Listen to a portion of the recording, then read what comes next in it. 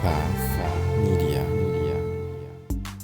I was a minimum wage movie theater usher that made good and became a top earner in my network marketing company. Now, after 16 plus years in the profession, I'm finally teaching myself how to leverage the internet with online marketing and social media marketing to continue to grow and expand my business. My name is Ronnie Cruz, and this is Path of the Network Marketer. All right, welcome back to the show. In this episode, I want to talk about what network marketing companies need to do in order to survive the next 5 years and then thrive the next 5 beyond that.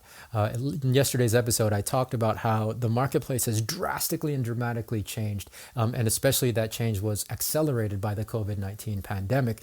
And so if we don't keep up with that change, if we don't evolve with the marketplace, we're going to go extinct. It's as simple as that. So we need to change. We need to evolve.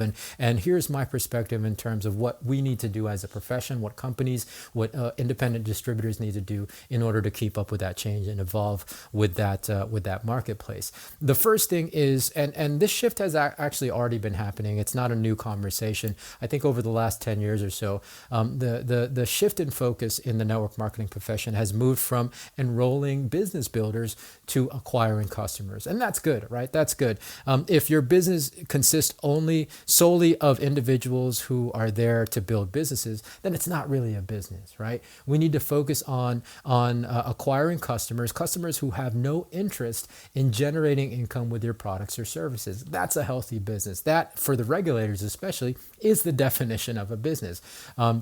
So, if your company hasn't done that yet, really start making that shift into focusing on acquiring customers.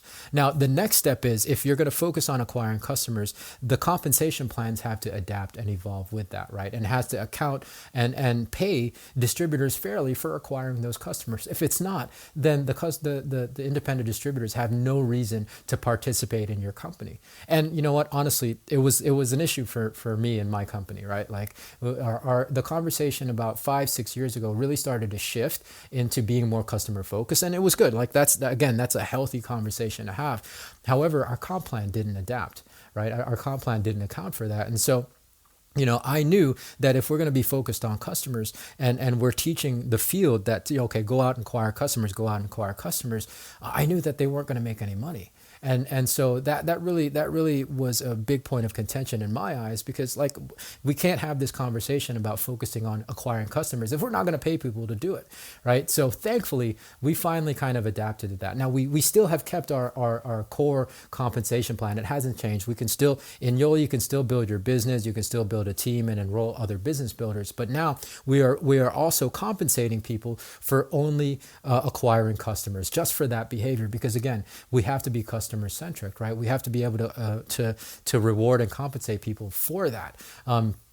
Right now, we're paying 20% on acquiring customers, and then you get 20% for the life of that customer. As long as that customer continues to purchase from you, then you get residual income. So there's a residual. We now have the ability to create residual income with just customers and create residual income with recruiting and building a team of business builders. So it's a beautiful kind of adaptation that makes us competitive in the modern world. That makes us competitive in the gig economy, where people want compensation and expect compensation directly for their efforts, and then while at the same time keeping the traditional network marketing part of the compensation plan. It's the best of both worlds. So if you're not adapting in this way, if you're not changing your compensation plan to account for this, then you really got to be careful. You really got to be careful, because this is where the world is going.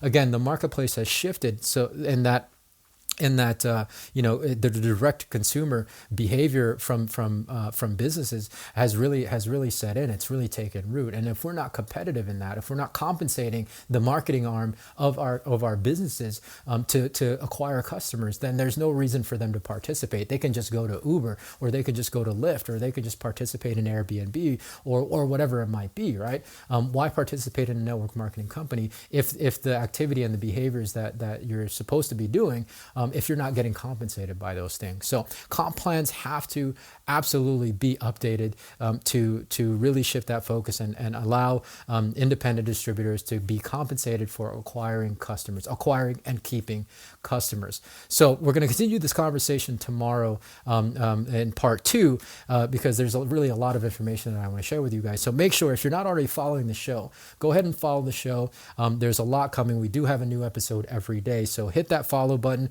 Leave me a 4-star, actually leave me a 5-star review. Sorry, not a 4-star, a 5-star review if you feel so inclined. And of course, share this episode with everybody that you know. And stay tuned.